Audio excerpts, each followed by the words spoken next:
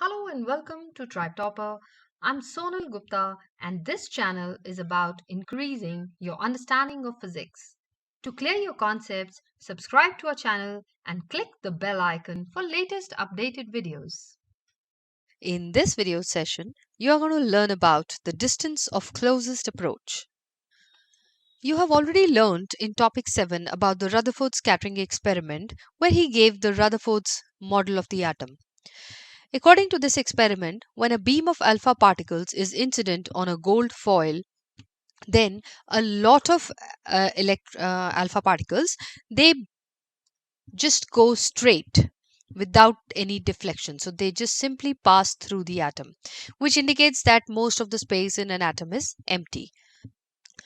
Few alpha particles they get deflected by small angles, and even fewer alpha particles get deflected by large angles. So this deflection indicates that something is repelling those alpha particles.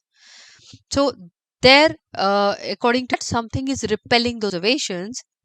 Rutherford concluded that there is a small, central, heavy, positive core present in the atom, which is present in the center of the atom, and this was named as the nucleus.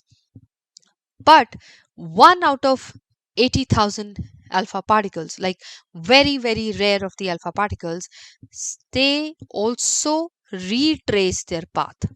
So those alpha particles which retrace their path, if we study their motion, they are going towards the nucleus, gold nucleus, and when they reach a certain distance where they completely stop. So first they start slowing down because this nucleus is positive, it repels the positive alpha particles, and as it goes nearer and nearer, the repulsion increases, and ultimately the alpha particle stops. So momentarily its kinetic energy is zero and it stops, and then it retraces its path.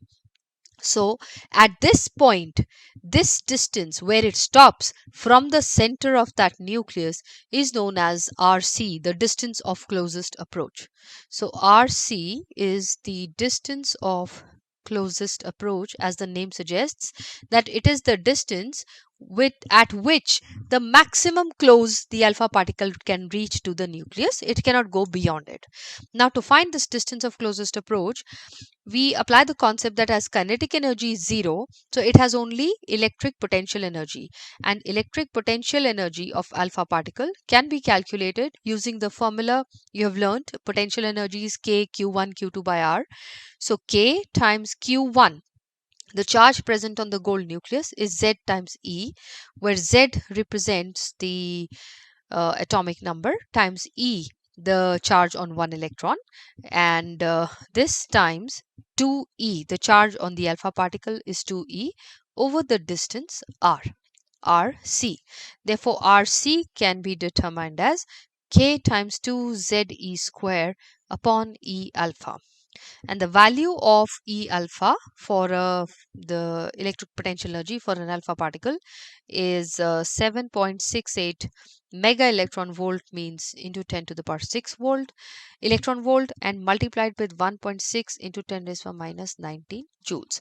So substituting all these values, these are all standard values. K is 9 into 10 raised to the 9 times 2 times Z is 79 for gold, times 1.6 into 10 raised to the minus 19 square upon E alpha, which is 7.6 into 10 raised to the 6 into 1.6 times 10 to the power minus 19. And solving this, we get approximately 2.96 times 10 to the power minus 14 meters. So which is in accordance with the size of a nucleus. So the distance of closest approach is approximately 3 times 10 to the power minus 14 meters.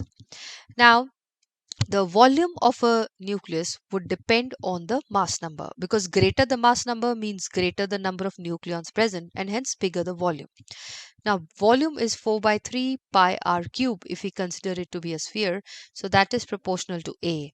Therefore, just ignoring these 4 by 3 pi, these are the constants. So r cube is proportional to A, or r is proportional to A to the power of third root or cube root of A, or r is equal to R naught times a to the power of 1 by 3. So this is a standard formula to find the radius of a nucleus, which can be determined by multiplying R naught times a to the power of 1 by 3, where R naught is called the Fermi radius and its value is 1.2 times 10 to the power minus 15 meters.